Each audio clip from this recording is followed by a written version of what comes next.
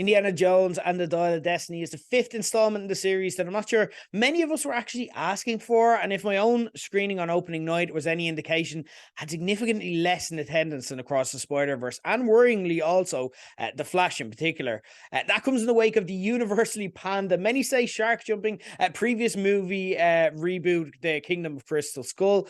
But for Dial of Destiny, Disney have brought in some big hitters with director James Mangold of Logan, Ford versus Ferrari, and Walk the Line, working with a writing team who actually have some decent chops. You've got David Koepp of Jurassic Park, Mission Impossible, and Spider-Man, along with the Jez and John Henry Butterworth brothers, who wrote Ford versus Ferrari with Mangold, obviously, as well as Edge of Tomorrow. So could the big guns who they brought in resurrect the series? Well, we open on a classic indie caper that could have came from any of the original movies. We see a heavily de-aged Harrison Ford, a Toby Jones as Baz as well on a train, tried to steal Archimedes' dial from a group of desperate Nazis at the end of the war, led by Mads Mikkelsen's Dr. Voller. We cut forward to 1969 and Jones is on the verge of retirement, having seen his life dramatically fall apart, living in a squalid apartment, being awoken by hippie parties celebrating the moon landing, with wife Marion having left him after their son tragically died in Vietnam. Although, when you consider the son was played by Shia LaBeouf, was it a tragedy? Let's call a spade here. He celebrates retirement alone in a bar where he's reunited with Baz's daughter, his goddaughter, Helena, who's played by Phoebe Waller-Bridge, who's taken an interest in finding Archimedes' dial that had been subsequently lost. The only problem, Dr. Voller and his gang of trigger-happy henchmen are looking for it too and hot on their heels. And just like that, we're back. We've got Indiana Jones playing across from a sassy female lead that he has a contentious relationship with, crucially not romantic, okay? It doesn't get really weird. You've got Nazis chasing relics, of course. You've got off-color cultural references. You've got some old school cameos, and there's even a new version of Short Fry in Ethan Isidaire's Teddy. The first hill this movie needs to climb is the obvious question, though, of if Ford was going to age out of being able to do a convincing Indiana Jones and all that role requires. And the truth, though, is that this isn't a Mission Impossible. It isn't a John Wick. The action itself isn't necessarily physical or based in any kind of reality. It's over the top and it's made for cinema. And Mangold is able to make everything happen at such a breakneck speeding pace that you barely have time to think too hard about it. And it can just kind of enjoy the action and let it wash over you, which it does.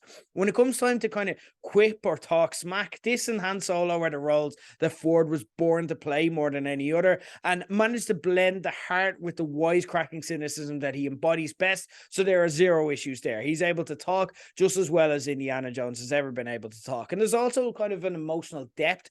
There's a wistfulness, obviously, having lost a child now at this stage, that we've never seen in Jones that comes out, obviously, when discussing the regrets to come with losing his son and how that led to the breakdown of his marriage. It's really effective, and it's not dissimilar to how he played Solo in The Force Awakens, obviously having not so much lost a child in Kylo Ren, but lost him to the dark side. Obviously, I kind of touched on the de-aging element, and it took up a lot of oxygen in the kind of release discourse, as de-aging always will, especially since The Irishman made us so nervous of it, having seen when it can be done wrong. And there is a risk of that happening here because obviously, look, Indiana Jones does have to get somewhat physical, and we saw what happened when you have Robert De Niro, an 80-year-old who is being de-aged, have to try get physical and be in a fight and then look like an 80-year-old who is being de-aged when he's actually moving around. The reality is, though, it's fine and you barely notice it unless you're actually looking for it. I spoke a couple of weeks ago when discussing The Flash about how I've no real issues with the concept, as we can all agree that we have no issue with it when it's done well. And again, this isn't a spectacular way of doing it well, but it is something that unlocks the ability for us to be able to have more Indiana Jones old school capers. And that's why you're coming to the cinema. And again, it doesn't take away from that.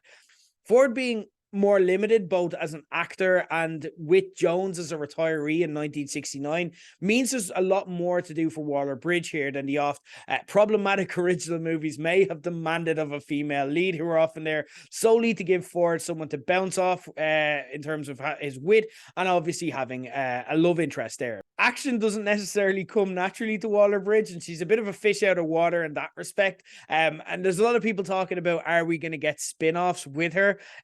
That would be one limitation that I'd say she has that would kind of prohibit me from kind of wishing that into existence. But when it comes to being able to banter with Indy, the villains, or to just keep us guessing where her allegiances lie, the Fleabag star is more than able to hold her own as she does a lot of the heavy lifting, but is magnetic enough at all times to keep it going. Miggelson doesn't really get that much to do as Voller here, unfortunately, playing him as kind of an understated intellectual menace, but never getting to add the extra dimension we know he's capable of. He's essentially in this movie a light version of how he plays Grindelwald in Fantastic Beasts.